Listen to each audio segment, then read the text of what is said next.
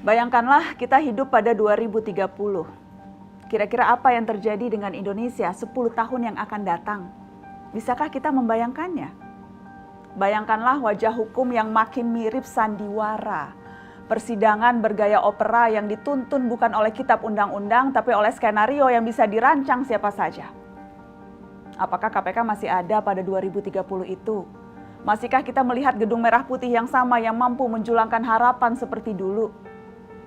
Beberapa orang, termasuk saya, mungkin juga kalian, hanya akan melihat gedung yang telah kusam berdebu, yang sama tidak menariknya dengan gedung-gedung seniornya.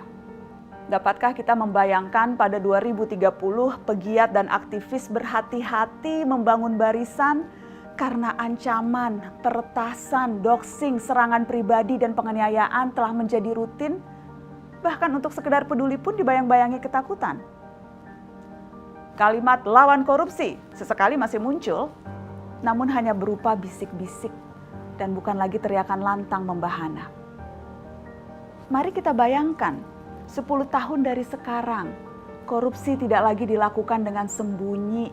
Kita balik ke era di mana korupsi bukan dilakukan di bawah atau di atas meja karena mejanya sudah lebih dulu raib dicuri.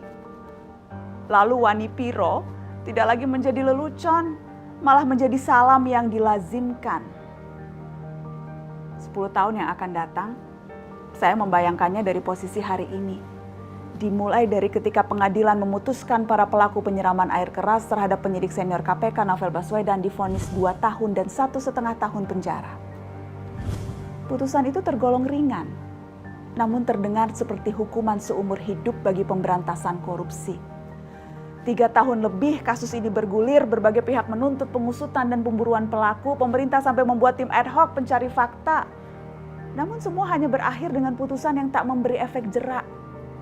Dan setelah vonis ini, tuntutan dan perlawanan membongkar aktor intelektualnya akan dimentahkan dengan dalil sudah diproses secara hukum. Novel hanya satu dari sekian penegak hukum di Indonesia, tapi kita tahu kasus yang menimpa Novel tidak berdiri sendiri. Ia menjadi bagian dari rentetan gejala kasat mata. Sejarah tidak mengenal pengandaian, tapi pengandaian adalah metode memperluas perspektif kita. Apa yang akan terjadi jika begini, apa yang terjadi jika tidak begitu. Dan dengan itulah kita bisa bersiap menyongsong segala yang akan tiba dan mengantisipasi segala yang mungkin akan terjadi. Itulah yang memungkinkan kita membayangkan kondisi 10 tahun mendatang. Gejalanya jelas ada, indikasinya juga nyata. Ini memang sebuah distopia.